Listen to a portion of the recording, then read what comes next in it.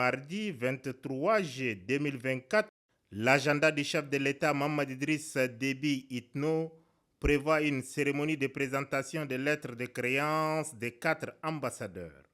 Les commodités protocolaires y afférentes sont déployées à l'entrée du palais Toumaï.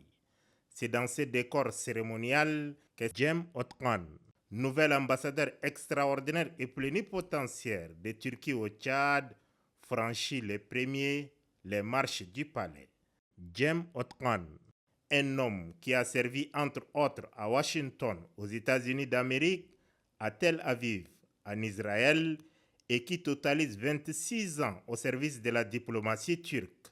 C'est ce profil que le président Recep Tayyip Erdogan a choisi pour rendre beaucoup plus visibles les actions de la Turquie au Tchad. Cem Otkan souhaite puiser dans les riches registres de relations tchado-turques des éléments nécessaires pour la consolidation des liens d'amitié entre les deux pays amis et les deux peuples frères.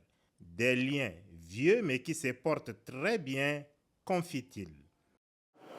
Lors de notre entretien, j'ai souligné notre volonté forte de renforcer, d'approfondir et de diversifier nos relations bilatérales dans tous les domaines avec le Tchad, pays ami et frère. J'ai pu établir aussi que les 4 piliers fondamentaux de nos relations, politiques, économiques, sécuritaires et sociales, sont plus solides que jamais. J'ai aussi pu évoquer enfin que Turquie continuera de soutenir et d'agir ensemble avec le Tchad dans ses efforts pour maintenir et renforcer la paix et la stabilité dans une région qui pose de grands nombres de défis. Même cadre, même décor et même rituel. Après le diplomate turc, c'est au tour du nouvel ambassadeur extraordinaire et plénipotentiaire de la République du Burkina Faso, Boukare Zongrana, de présenter ses lettres de créance au chef de l'État, Mohamed Idriss Déby Itno. Colonel de gendarmerie, ancien ministre de l'administration du territoire, de la décentralisation et de la sécurité publique, le nouveau diplomate burkinabé ambitionne de fluidifier l'axe Ouagadougou-N'Djamena en privilégiant les domaines d'intérêt commun. Et cet honneur qui nous a été fait ce matin nous permet de remercier son Excellence le Président de la République ainsi que le peuple tchadien pour l'accueil chaleureux qui nous a été réservé.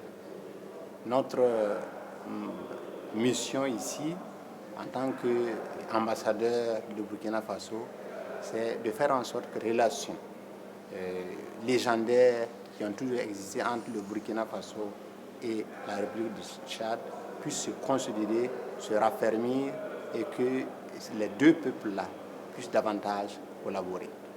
Au moment où l'ambassadeur burkinabé quittait le palais Toumaï, le nouvel ambassadeur extraordinaire et plénipotentiaire du Royaume-Uni représentant la Grande-Bretagne et l'Irlande du Nord au Tchad faisait le sens inverse. Ross Mataos pose pour la première fois ses valises au Tchad en qualité d'ambassadeur. Peu avant le Tchad, il a servi son pays dans plusieurs représentations diplomatiques à l'étranger, notamment à Lisbonne au Portugal et Yaoundé au Cameroun. En remettant ses lettres de créance au président de la République, le nouvel ambassadeur a à cœur d'édifier une coopération dynamique et mutuellement avantageuse. Nous espérons de travailler ensemble pour développer les relations bilatérales, surtout dans le contexte des objectifs mutuels comme la sécurité et le développement. Les discussions lors de cette rencontre ont permis de souligner les excellentes relations entre les deux pays avec l'ouverture récente de l'ambassade du Royaume-Uni au Tchad. Après les diplomates britanniques, c'est au tour du docteur François-Xavier Batalangay, coordonnateur résident du système des Nations Unies et coordonnateur humanitaire, de présenter ses lettres de créance, l'accréditant auprès du chef de l'État, Mohamed Idriss Déby Itno.